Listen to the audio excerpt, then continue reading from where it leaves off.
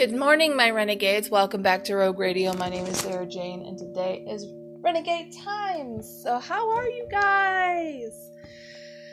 Finally, shit out an episode of Down the Rabbit Hole. It will be free to listen to on Anchor for the rest of this month, which, I don't know, is what, 4 more days? Yeah, 4 more days to listen to it for free on Anchor FM, and then you're going to have to subscribe, and it's only $2.99 a month.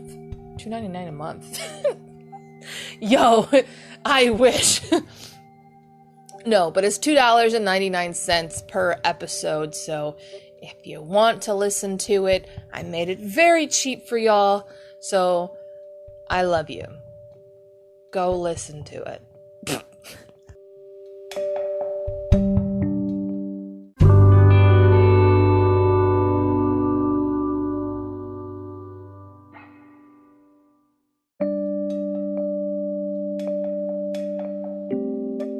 If you have any comments, questions, or concerns, feel free to click the links down in the description below. My Instagram and YouTube is where I am most active. I am also on Rumble as well. So if you are active there, I am active there now as well. So we also have merch. And if you click on the merch link, you will get 10% off of any shirt or hoodie or long sleeve shirt, any type of merchandise for the rest of this month. So it's only 4 days that you can get it 10% off. Type the word Rogue into the promo code bar and you'll get 10% off. And also, what else was I going to say? Anyone who buys my merch will get a shout out if they send me a picture wearing the merch. That is my way of giving back to you, and I hope you guys go ahead and buy yourself something nice.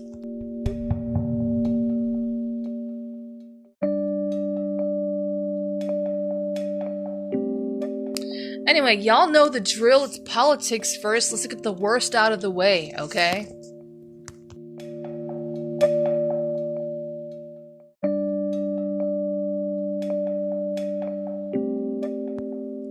Man, we are jumping headfirst into the trenches, so hopefully you guys have your helmets on. Alright, suspect in murders of 3, including 9-year-old girl shouts Black Lives Matter slogan when handcuffed. So, before I start, if any of you are new here, all of my news and all of the articles that I read from are from Daily Wire or OAN. Usually it's from Daily Wire because as much as I love OAN, their app sucks. Sorry about that. You guys really need to update stuff. Oh, and my landlord's back into the office. Awesome. Okay. Excuse me. I have to load laundry. Life stuff, right? Alright, let's get into this, man. Okay, let's read. Show. A Florida triple murder suspect appeared to invoke a phrase associated with Black Lives Matter when police arrested him shouting, "I can't breathe," as he was handcuffed by police. Keith Moses, 19, allegedly shot his acquaintance Nathasha Augustin, 38, in Orlando as they sat in a car. Hours later, Florida photographer Jesse Walden and Spectrum News 13 reporter Dylan Lyons, who was 24, who was engaged to be married, were reporting from the crime scene when Moses returned and allegedly shot Lyons to death and wounded Walden. Moses then went to the home of a 9-year-old Tiana Major and her mother, where he allegedly shot the girl to death and wounded her mother. When police deputies captured him, video shows Moses refusing commands to get onto the ground before deputies tackled him. They're killing me, I can't breathe, Moses shouted as deputies placed him in handcuffs. I can't breathe was the slogan associated with Black Lives Matter movement. The phrase originated from Eric Garner, who died in 2014 after a confrontation with a New York City police officer, George Floyd, who also became a BLM icon after his death in 2020 at the hands of a Minneapolis police officer who uttered a phrase more than a dozen times while he was being subdued. Okay. I don't like the fact, like, I know a lot of people already know my opinion about Black Lives Matter. Jesus, I can't talk. This is one of the days, I feel like. But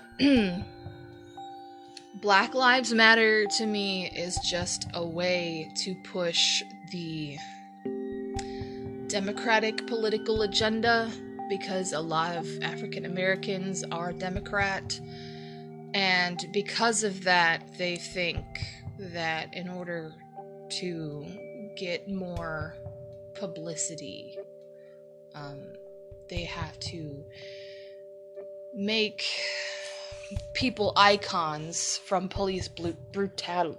Jesus. From police brutality. So even George Floyd's family was like, he would not want this because riots broke out and everything. It's sad that he died the way that he did, but I don't think we should be making them icons. I don't think so. I mean, I know I'm a white person and I know I have my opinions and I'll express them, but I'm just not here for any violence for violence. That's just not me, you know. Anyway. According to Orange County Sheriff John Mina, the deputies seized a Glock semi-automatic weapon from Moses that was still hot to the touch, meaning it had just been fired, and there were no more rounds. Police said Moses later attacked hospital staff and pretended to be asleep to avoid being interviewed by police. Dude, what the hell? Like, despite his color, this man is fucking crazy, okay? This sounds like a scene from a fucking movie. Like, who the fuck pretends to sleep? And then they just attack. Like, okay. I turn around because I am like, oh, there must be a drive-by shooting going on. I see he's shooting at me, Walden said from the hospital. I assumed he was shooting at a house or something behind me, and I just happened to catch a bullet, but he kept shooting at me. Damn. Walden said his slain co-worker was dedicated to journalism and justice. Dylan was a very, very wholesome person, Walden said. Like, he had a great sense of humor too, and he had very strong sense of justice. He would really want everyone to follow the rules when it came to people with power. Dylan was a reporter I worked with every day, Walden continued. We were best friends. He was just a sweet guy. He was young and he loved trying hard. That's what we like to do. We like to push the boundaries. We like to get our hands dirty. It's just unprovoked, senseless, random violence, and no one could have saw it coming. The deaths left the victims' loved ones shattered. Yeah. My condolences to Lion's family and Tiana's family. That's just... it's evil. Okay? You know, I'm not here to demonize any color of skin, because I don't believe that anybody should be judged by the color of their skin. Okay? I know that I'm automatically judged by the color of my lily white skin. Okay? I can't help that. That's how God made me. If you want to have a problem with that, take it up with God. Alright? God made me white for a reason. I'm not sure why. Okay? But then again, I don't think God seeks color either. Maybe he just thought I was beautiful white, just like, you know, some African Americans out there. God probably sees you gorgeous as black. Like, bro, we're all supposed to be in this together. We're not supposed to be divided like this. I don't believe in division. I don't believe in being segregated and being demonized because I'm white, or anyone being demonized because they're black, Mexican, Asian, or whatever. I don't like that. So when I say that Black Lives Matter is a toxic group or an organization, yeah, it is. And there's many reasons for that. And I could sit here and say it. I couldn't sit here and say that all of the money that is donated to Black Lives Matter is going straight to the Democratic Party. They don't really care about Black lives. It's been proven. I can sit here and say that Black Lives Matter has incited violence, especially Maxine Waters, who has decided to say that we need to keep fighting. She's incited violence. She has decided to just let BLM go rampant instead of actually having a sensible mind and saying violence isn't the answer. When George Floyd died, a lot of black businesses were torched and looted because everybody was angry. And that's exactly what the Democratic Party wanted. Okay? They wanted everybody to suffer, not just black lives. So do I believe that Black Lives Matter? Yes. White lives matter too. All lives matter, and I know that is not racist. I don't care how you spin it. That's it. Every life matters. Senseless violence has taken the life of my little girl, Tiana Major.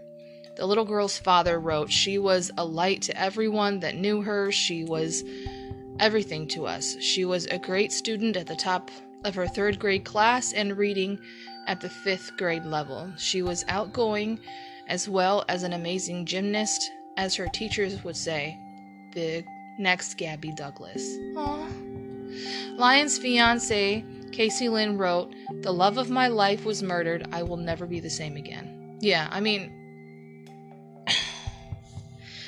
it's bad enough that adults were shot in this incident, but why did he have to take the life of a child? What was his thinking? Like, why did he have to kill a child? You know how much I love children and how much I try to defend them by exposing pedophiles and shit. This is not fair. Okay? Tiana didn't deserve to die. She didn't deserve to be a name in an article. She didn't deserve that. She deserved much more.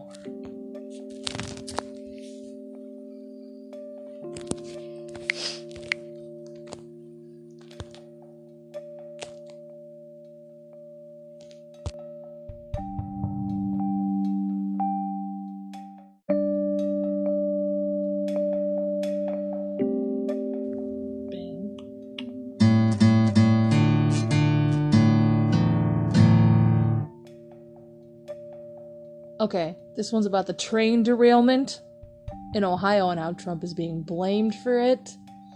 So excuse me while I just play the first few notes of Folsom Prison Blues. It's my home state. I'm allowed to do shit like this. It's rolling round the bend. Sometimes you just need to laugh at stuff like this. I mean, it's bad. It's bad. But sometimes you just need to laugh at it. Fact check. Is the Trump administration to blame for the Ohio train derailment? See, everybody loves to blame Trump now that he's out of the fucking office. Like, please tell me how the hell he's to blame when he's the only guy that actually went to East Palestine to try and figure out what to do when, fucking Biden decided to go to Ukraine to jack himself off. Like, claim the Trump administration dismantled Obama-era rail safety regulations and would have prevented the toxic train derailment in East Palestine, Ohio. That's kind of like far-fetched, bro. But this is from, what is it? freebeacon.com. Listen, if it's a false, like, news website, I'm pretty sure I can smell bullshit. But we're just gonna read it because I don't believe in USA Today or NBC, WTOL, and CNN or Fox, okay? So, let's see. Who said it? The White House Transportation Secretary Pete Buttigieg. Buttigieg? I'm immature. I'm sorry. Buttigieg? We're gonna name him Bootygig. Alright. CBS News, ABC News. Alright. Why it matters. After weeks of silence following the February 3rd train derailment, that basically nuked a town, yes, with toxic chemicals, the White House is trying to pass the buck to former President Donald Trump. The Biden administration claims the derailment would have never occurred had the Trump administration not scrapped rules that would have required new electric braking technology on trains carrying large quantities of hazardous materials. If he updated... What is it? I have to read it again. Let's see. I'm sorry for stopping. Not scrap the rules that would have required new electric braking technology. So he allegedly just decided to, brush this off like it was not a problem. Is that what's going on? But the Biden administration has thus far failed to reinstate those rules, which would not have applied to the derailed train anyway. So, not even the Democratic Party has even tried to reinstate those rules either. So, I mean, I don't know if I blame Trump. I think he was more, focused on more important things. And I'm not going to sit here and defend him. I'm just saying, like, I don't know. I think, I don't know, in Ohio, especially in my hometown, all of the rails, like the train rails, they're rickety as fuck. Like, every train track, like all the train tracks here in Toledo have just been very old. We have had one train rail actually shut down because it cut through a very busy street in my town, so it shut down, so there's no trains whatsoever on that rail. So I mean, I don't think it's necessarily Trump's fault. I would say it would be the city's fault, it would be the county's fault, it would be the state's fault. But as far as the president, I didn't know that he was ever responsible for stuff like that. I'm learning things every day, but since the Democratic Party hasn't even done anything about it, why are you blaming Trump over the things that you could have changed? The White House is going on the offensive against Republican criticisms over the lack of interest in the disaster. White House spokesman Andrew Bates demanded on Wednesday that the Republicans apologize for East Palestine's residents for selling them out to rail industry lobbyists. But the Biden administration has been largely absent during the crisis. Instead of visiting Ohio, the president made a trip to Ukraine this week. Buttigieg, whatever the fuck his name is, meanwhile criticized construction workers for being too white and prioritized his personal time throughout February, choosing instead to lash out at reporters who questioned him about his responses to the crisis. Just own up to your bullshit, dude. Biden should have kept America first, going down there to fucking figure out what they can do and prioritize how to recover the city from this fucking awful spill that happened, alright? He shouldn't have just gone to Ukraine. I mean, Ukraine and Russia, I know they're in a war, but they could take care of themselves. That's between them, okay? I don't know why we're all of a sudden going there when Ohio needed help. Like, fuck you, Biden. Like, no, fuck you, dude. I'm done. Like, if there's ever been a negligent president, there it is. It's Joe fucking Biden. Fuck Biden, dude. Hate that dude. Anyway, Buttigieg finally visited East Palestine on Thursday, but only after Trump visited the town the day prior. Copycat. The scandal-plagued transportation secretary tweeted Wednesday that his critics were cynically trying to divert attention away from the scrapped braking regulations.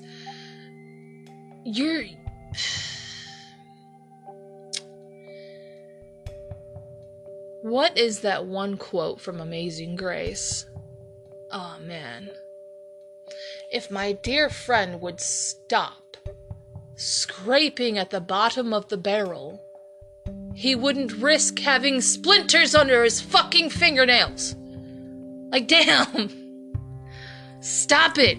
You are grabbing at the smallest thing and trying to make it the biggest thing. Is making a mountain out of a molehill. That's what my grandparents would say. It is true that Trump's administration scrapped the electronic braking regulations for trains carrying large amounts of hazardous liquids. Okay, so maybe he is part to blame. I don't like blaming him because he's done so much, but I mean, nobody's perfect, you know. But anyway, National Transportation Safety Board Chairwoman Jennifer Homendy, who was appointed by Biden unanimously, confirmed by the Senate, said the rule wouldn't have applied to the Norfolk Southern train that derailed in East Palestine on February 3rd. Please stop spreading misinformation, Homendy pleaded on February 16th tweet thread, okay? Some are saying the ECP, the electronically controlled pneumatic, I don't know how do you say that name, brake rule if implemented, would have prevented the derailment. Jesus. False. Here's why. She wrote, the ECP braking rule would have applied only to the high-hazard flammable trains. The train that derailed in East Palestine is a mixed freight train containing 3 placarded Class 3 flammable liquid cars. This means, even if the rule had gone into effect, this train wouldn't have had ECP brakes, she concluded. Furthermore, the Biden administration has done little to revive the braking rule, which would have mandated technology that would enable all rail cars on a single train system to apply brakes simultaneously. So, federal officials told Washington Post that the Biden administration tried to restart the rule, only to drop the effort after cost-benefit analysis showed the cost-prohibitive regulation would produce little real-world benefits. Okay? Then why are you fucking blaming Trump for doing that? Anyway, in seeking a Republican scapegoat, Buttigieg has also falsely accused Senator Marco Rubio, Republican of Florida, of signing. Jesus, why would he be singing? That'd be interesting to hear a politician sing. I'm pretty sure there's videos of people doing that. But signing an October 2021 letter in support of rail deregulations that would reduce visual track inspections. But the letter actually questioned why the Federal Railroad Administration was allowing automated track inspection procedures to expire, which would have updated the half-century-old visual track inspection regulations. So as far as I know, because there's trains everywhere in my city, like that's one of their main like transports is trains. So what they're saying is that people, like before they start driving the train, they have to walk around the whole train, making sure that every wheel is on the track, there's nothing like out of order, everything's aligned, and then they go ahead and do what they have to do and drive. So I've seen a lot of people do that when they, like train workers, they do that before they go ahead and drive the train, because if not, train derailments happen, accidents happen, wheels pop off, rails pop off, and it's not good. Not good at all. But let's see. Visual track inspection regulations. The letter called for testing to facilitate a better understanding of the optimal balance between automatic track inspection and visual inspection, a proposal supported by the Transportation Department's Inspector General. First, Secretary Pete was MIA in the derailment, Rubio said Tuesday. Then he lies to the media, claiming that my 2021 letter calling for more track inspections was a letter calling for deregulation. He is an incompetent who is focused solely on his fantasies about his political future and needs to be fired. I actually enjoyed reading that. Interesting. I never heard of Free Beacon. We'll see if I'll actually read from this website again. We'll see. I don't know. But to be honest, I feel like, I don't know. It could be both. I think Donald Trump was trying very hard to make America more productive on its own than, you know, us relying on other countries for funding and stuff like that, which is fine. I understand that, you know, countries need allies, but we don't need to be like mooching off of China or Russia or anything like that. And the reason why I love Trump is because he made America back into an independent country. But like I said, you know, it was his first time running for president. I'm sure he's made mistakes, and I know that Biden has made a lot of mistakes. Some of them honest mistakes, some of them just fucking downright dumbass mistakes. So, I don't know, man. I don't know. I don't know who's to blame, but this thing needs to be taken care of.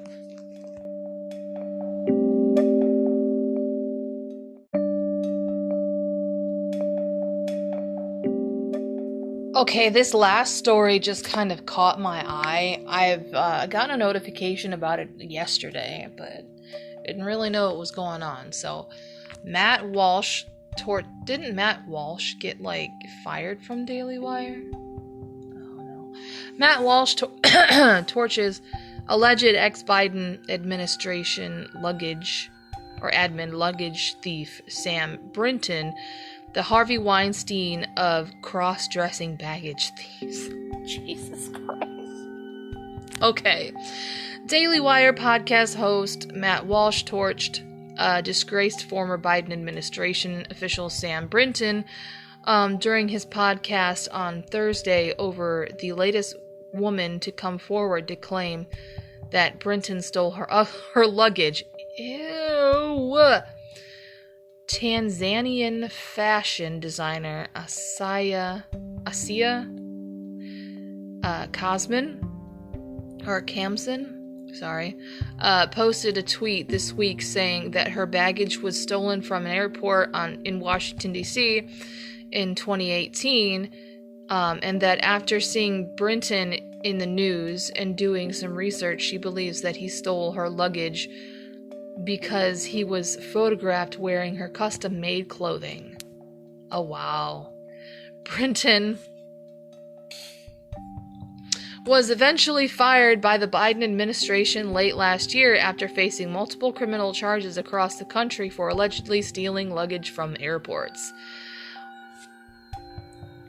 I mean, I don't know how much you get paid to be a part of, you know, the Democratic Party, like, to be an admin for the Biden administration. But I'm sure you have enough money not to steal luggage from people. Why the fuck are you doing that? Now, I told you at the time that, you know, this guy was pretty clear to me is stealing the luggage. He's not stealing it because he wants the luggage, right? Walsh said. Nobody needs that much baggage, especially someone like him who already comes with so much baggage to begin with. But it's very clear that he is doing this and he's targeting women because it's all part, again, of his sick, twisted fetish. Interesting. Walsh then began talking about the tweet from Kasman, saying that the evidence was presented by the fashion designer. The fashion designer made the situation pretty close to the case closed on this thing. Okay. What this means is that Brinton, the baggage bandit, has been patrolling our airports for years, and Walsh said. He's been lurking in the baggage claim area like some kind of predatory forest creature on the prowl. This is like when all the small dogs and cats in the neighborhood start going missing, and you know that there must be a coyote in the woods, except the coyote steals women's luggage and then parades around in their clothing. So when we say that these men are appropriating the female identity, well, he was literally doing that, right? I mean, we were saying that about Sam Brinton when he was first fired, and we were supposed to applaud him. God damn it. I know about Sam Brinton. I don't know much about him, but I do know that he was hired along with another transgender person. That's the first picture, like that's the first thing that I learned, is that Biden hired 2 transgender people in order to represent him and stuff. But I don't know anything else about him. This is me, like, learning all of this shit. But, like, how petty do you really have to fucking be to steal another woman's clothing? Like, are you really that mean girl that's like, oh, it'll look better on me, so I'm gonna steal your luggage because I'm a jealous bitch? Like, dude, get a fucking job. A real fucking job. A non-political one, because apparently you're not really good at keeping that. But anyway. And I know I said, and many other people said, that he's making a mockery. He's appropriating womanhood and all the rest of it. He continued, we didn't realize how literally correct we were. He's actually stealing their clothing and putting it on, yet nobody ever connected the dots. Walsh joked that he was basically like a new Me Too movement.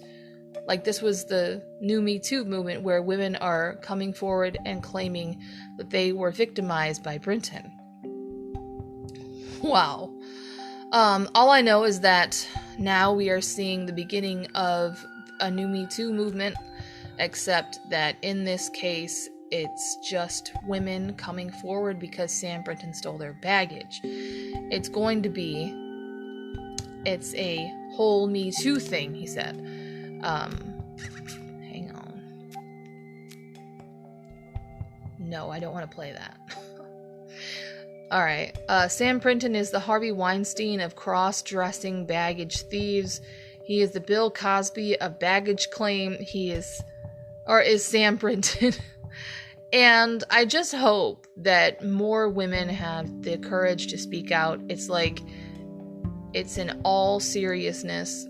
It's pretty disturbing too. Can you imagine, like, you lose your baggage and then this creep turns up wearing it. I don't really like the way Matt Walsh speaks. But then again, I don't like how I speak.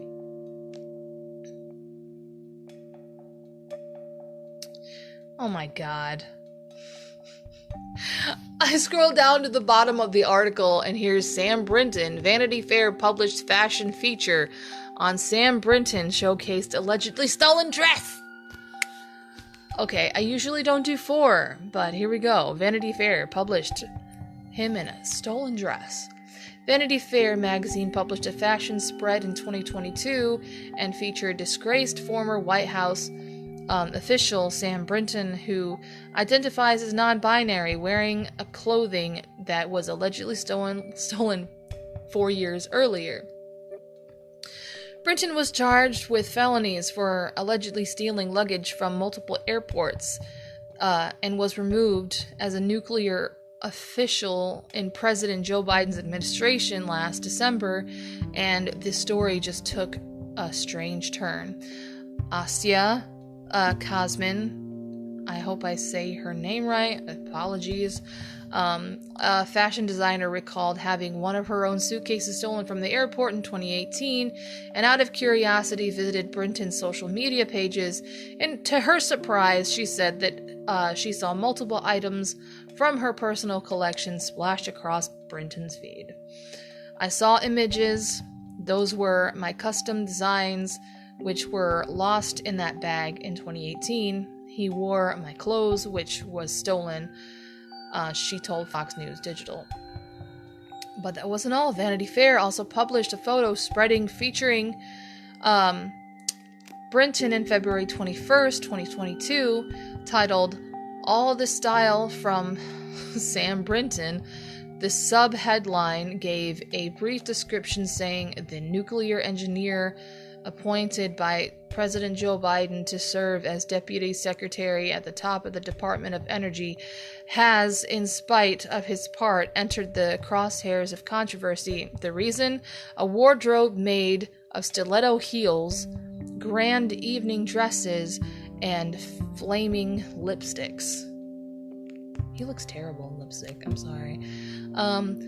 But according to a few social media sleuths, one of Kazmin's dresses appeared in the spread as well.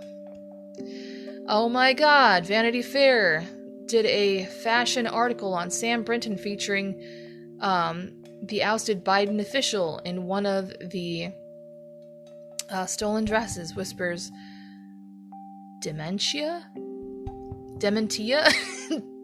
It says dementia! I'm sorry. Okay, well, MG Eyes Open, that's the Twitter feed, but anyway. Sharing a photo of the Vanity Fair title page in response to a photo from the designer alleging the dress was hers. Brinton was charged after police in Las Vegas matched surveillance photos of the alleged luggage thief with the photo of Brinton wearing the same shirt that was posted to Instagram the same day that the surveillance footage was taken. The former Biden official was ultimately identified by a white t-shirt with a large rainbow-colored automatic nuclear symbol sign. Jesus Christ. But was reportedly caught on a video taking luggage from the Las Vegas airport. Brinton demonstrated several signs of abnormal behavior while taking the victim's luggage, which are cues suspects typically give off when committing luggage theft. Investigators in Las Vegas wrote on their reports. Specifically, Brinton pulled the victim's luggage from the carousel and examined the tag. Wow. Okay. Then placing it back on the carousel, looking in all directions for anyone who might be watching or might approach. pulling it back off the carousel and demonstrating the same behavior by looking around, walking away, and walking away with it quickly. Brenton, only having checked one piece of luggage, which Brenton had already claimed from the carousel, had no reason to be examining and taking any other pieces of luggage. Yeah. Stupid asshole. You do realize that there is usually, like, airports sell luggage that have never been claimed. They sell luggage and they sell, like, whatever they can from the luggage that has not been claimed, and they sell it to other people. That way it doesn't go to waste. Like, why don't you go there, asshole? Like, stop it. The fuck?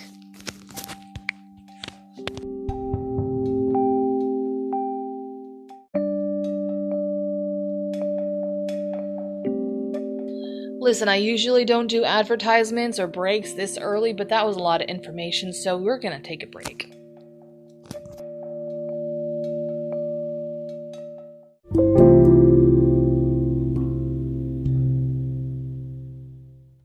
Hello, my renegades. If you haven't heard about Anchor by Spotify, it's the easiest way to make a podcast with everything you need all in one place. Let me explain. Anchor has tools that allow you to record and edit your podcast right from your phone and computer, and when hosting on Anchor, you can distribute your podcast on listening platforms like Spotify, Apple Podcasts, and many more. It's everything you need to make a podcast in one place. And best of all, Anchor is totally free. Download your Anchor app or go to anchor.fm to get started. It's a lot of fun, so come join us.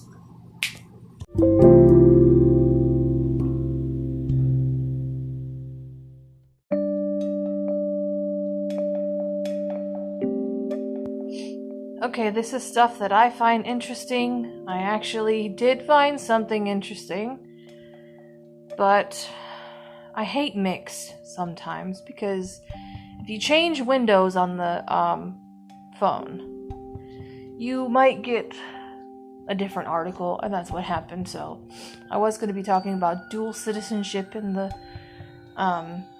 countries that allow it, that are very lenient with it. But I can't find the article now, so we're just gonna find another one.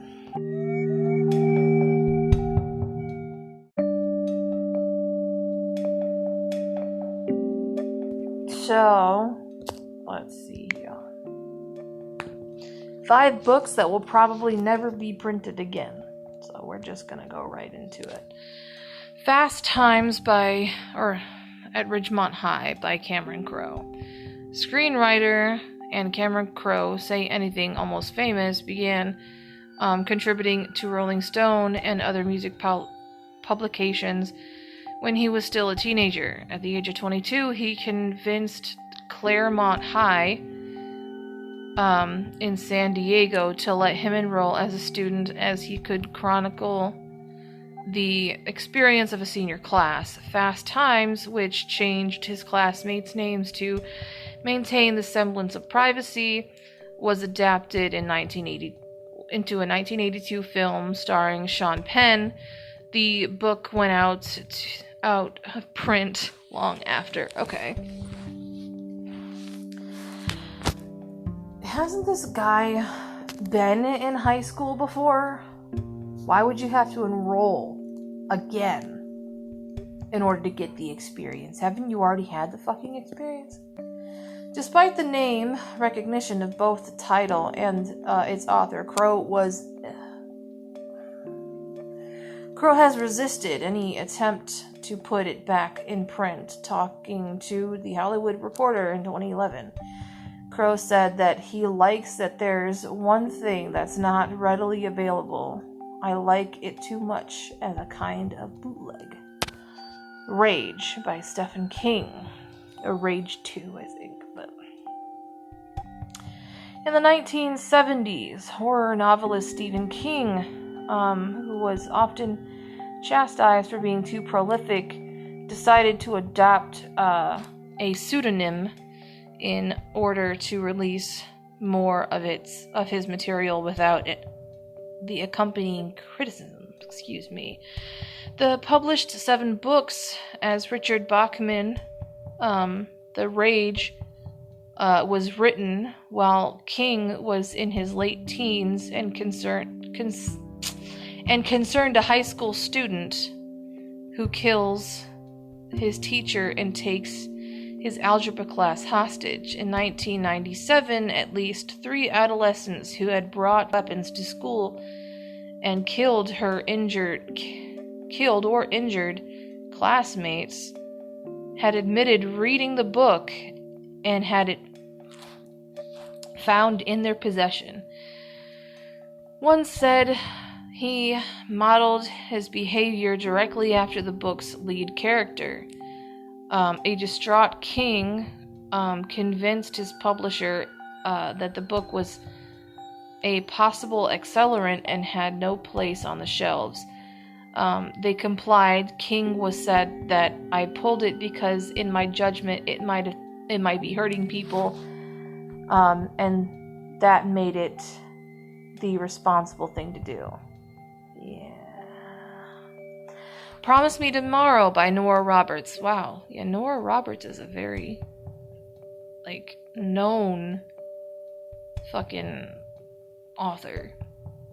While Roberts might not be as celebrated as King, her success in the romance genre is impressive by any measure. As of 2011, she had over 400 million books printed.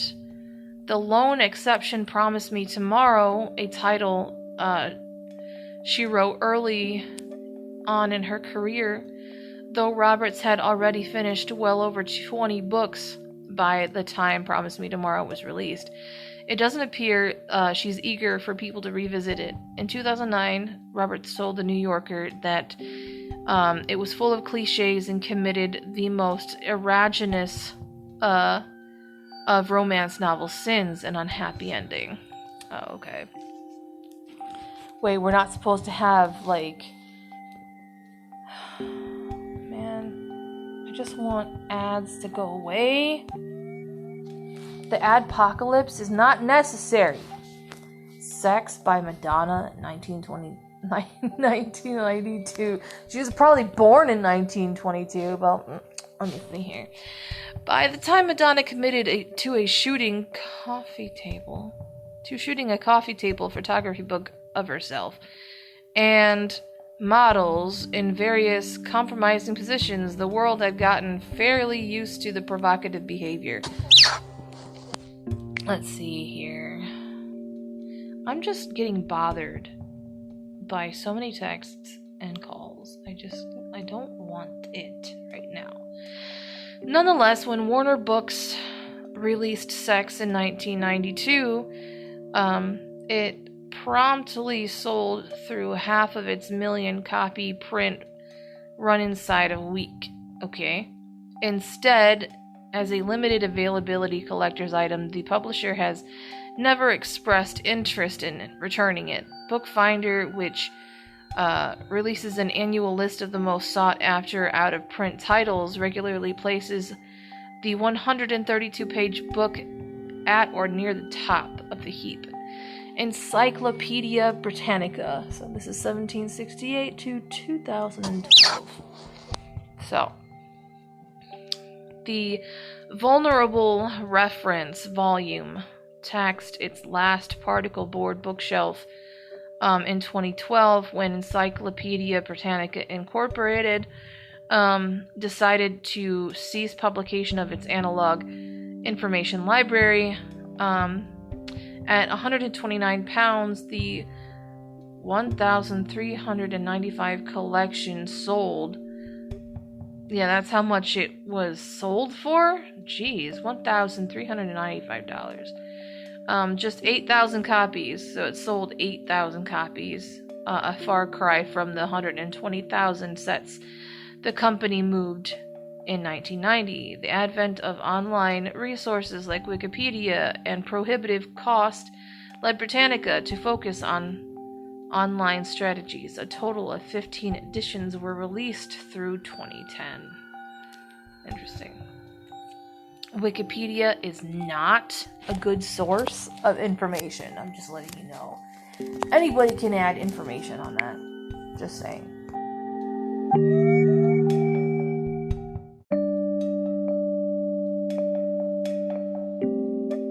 So you guys know how much I love Scandinavia and how much I talk about like Norway and Denmark and Iceland, but I never actually talk about Finland or Sweden.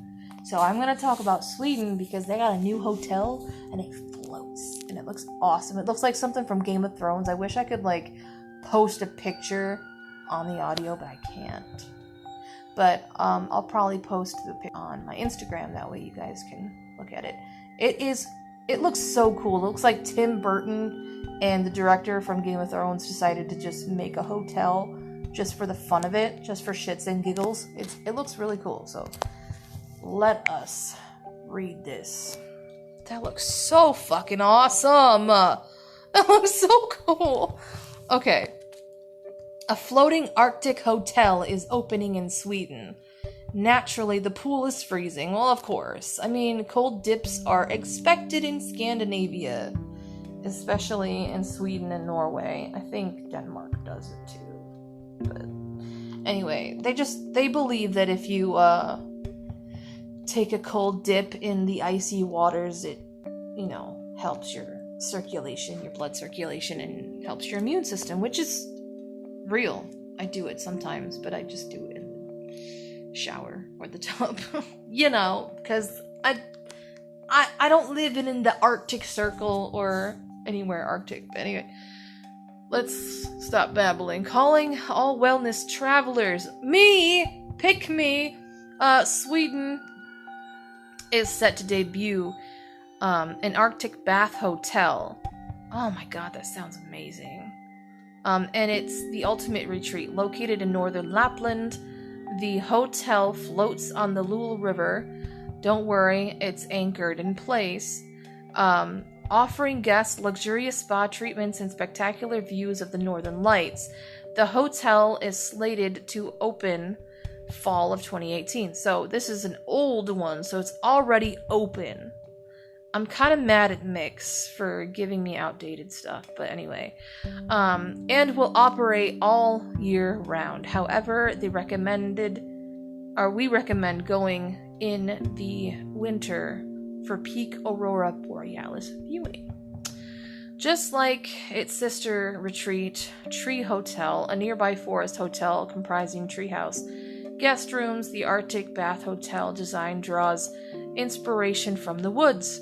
The crisscross log exterior and paneled wood interiors are both nods to Sweden's foresty industry, whose products include paper, wood pulp, and timber upon entry. However, the main focus is the Arctic plunge pool. Oh my god. One of these, that is on my bucket list, is to actually go to Scandinavia and do an Arctic plunge. I would just need like a doctor's okay, because your girl just needs it. The main focus is the Arctic plunge pool, situated right in the middle of the hotel central and open air hub. The river pool is heated and a toasty 39 degrees Fahrenheit swim if you dare. I dare. If you need to warm up and after taking a dip in the Arctic bath, trust us, you'll need to visit the adjoining hot bath or sweat it out in the on-site saunas to take a break from the cold entirely. Retreat to one of the 6 floating bedrooms. They're equipped with big windows so you can see the stars and the northern lights from the comfort of your cozy bed. Oh my god, I need this, please. I need this in my life. Gimme. The circular shape of the spa and Arctic bath creates a protected environment, sheltering guests and creating a haven to relax and soak up the local Arctic environment, said Johnny Cooper, founder of the Off the Map Travel, who will be launching the hotel with the Tree Hotel team. in a press release. So, this will be a one-of-a-kind Arctic experience, although all 7 buildings will be securely anchored in place. They are freely floating in water or frozen into ice. That's crazy. The hotel has a restaurant, lounge, and spa, treatment room, which give you plenty of options to avoid the icy water if you're a more warm-blooded traveler. I am a warm-blooded traveler, but I will try anything once, as long as it doesn't, compromise my spirit. But listen, I would love to do this. I want to do this. I want to do an Arctic plunge and just sit in a sauna to warm up. I need it. And as an added bonus, this retreat is eco-friendly.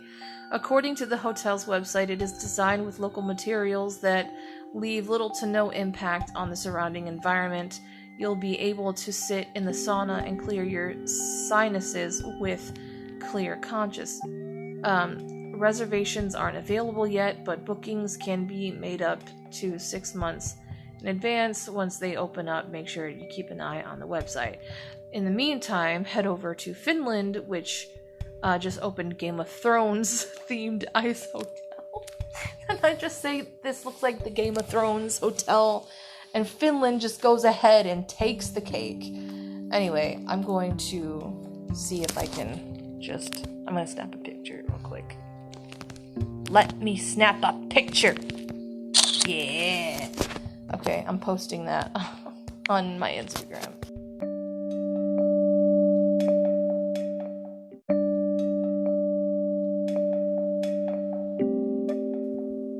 Okay, here we go.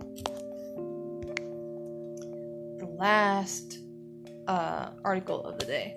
So, to boost happiness, treat your weekend like a vacation. If you're having trouble making time for a break, recent research suggests that simply treating your weekends like a vacation can make you happier.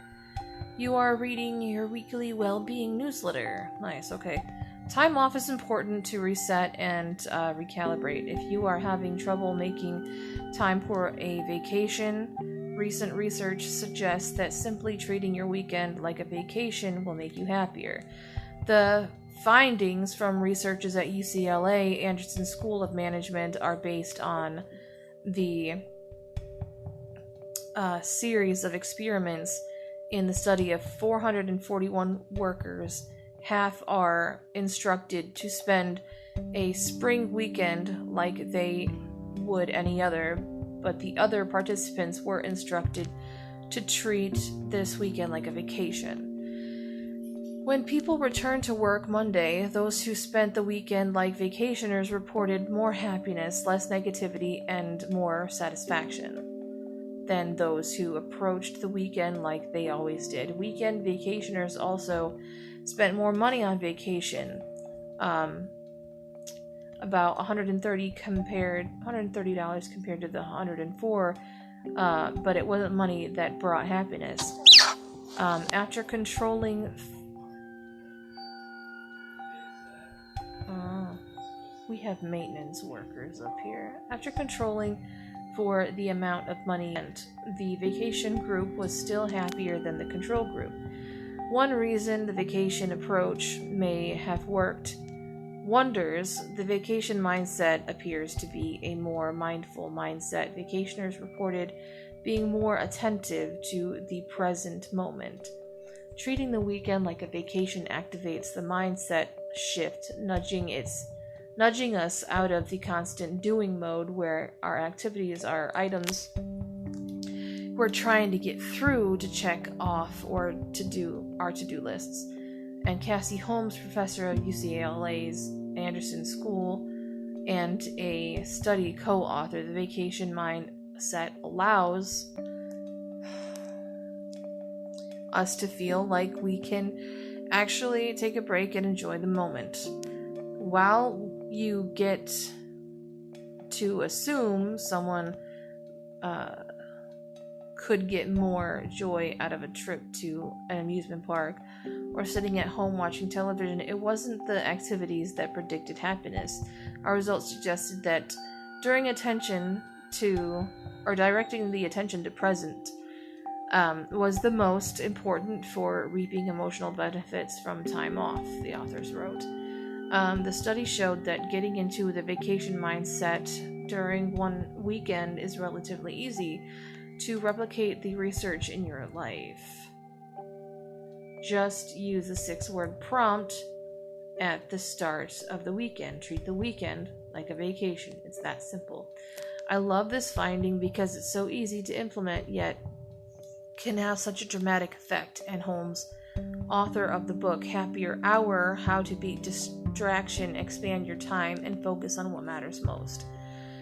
The researchers had one important caveat. Caveat? Is that how you say that name? Anyway, they strongly cautioned readers against using the technique as a substitute for actually taking a vacation. But the results, they said, offer initial clues into how vacations improve emotional well-being and identify a way for people to make sure and make more of the time off they already have.